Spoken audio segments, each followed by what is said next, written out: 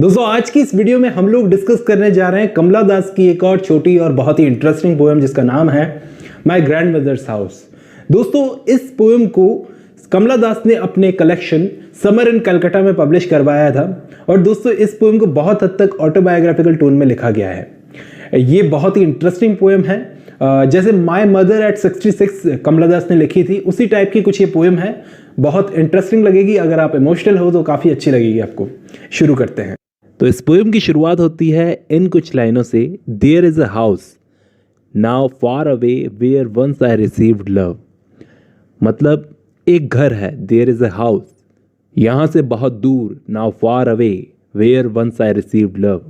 मेरी grandmother का वो घर है यहाँ से बहुत दूर जहाँ कभी मुझे प्यार मिलता था। Where once I received love का मतलब जहाँ कभी मुझे प्यार मिलता था। द वुमन डाइड, यानी कि मेरी ग्रैंड मदर के लिए बोल रही है यहाँ पे कमला दास कि मेरी ग्रैंड मदर जो है अब गुजर चुकी है, वो महिला अब गुजर चुकी है।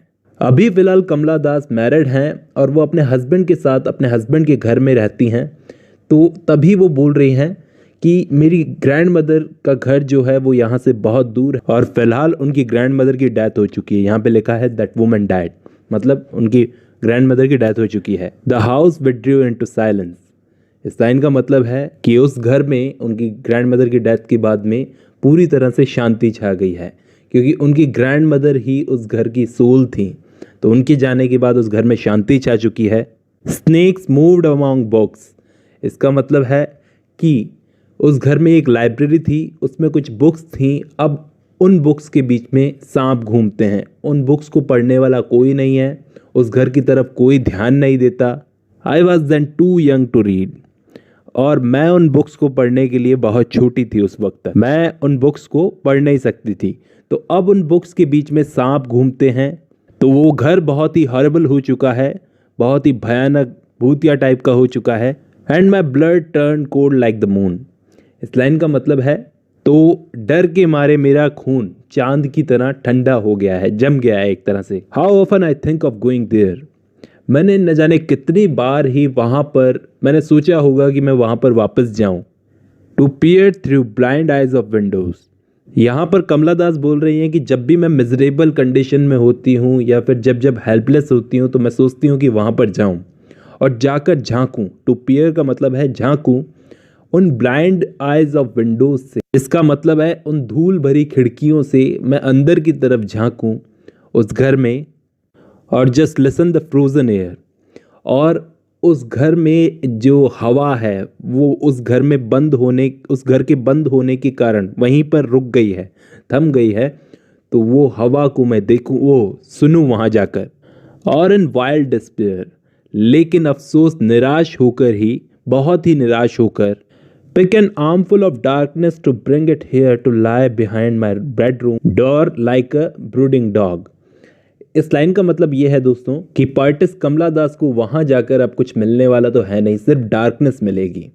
तो वो चाहती हैं कि वहाँ से मैं वो थोड़ी सी डार्कनेस अपनी बाहों में भरकर यहाँ लाती और यहाँ पर मेरे बेडरूम के दरवाजे के पीछे रखती, किसी ब्रूडिंग डॉग की तरह वो यादें रहती उस दरवाजे के पीछे। अब यहाँ पर आगे वाली लाइनों में कमला दास बोलती हैं कि अपने हस्बैंड से बात कर रही हैं या फिर अपने रीडर्स को बोल रही हैं, कुछ क्लियर नहीं है यहाँ पर।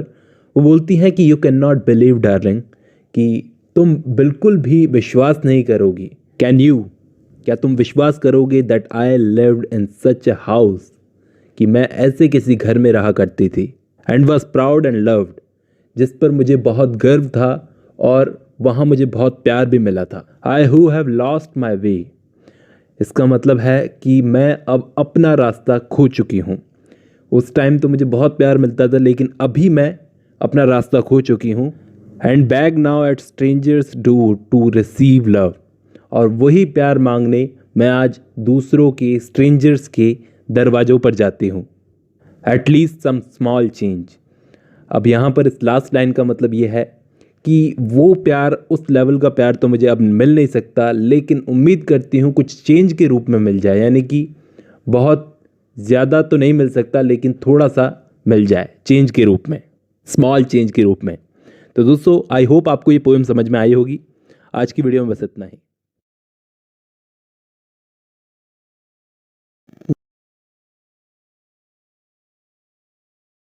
दोस्तों आज की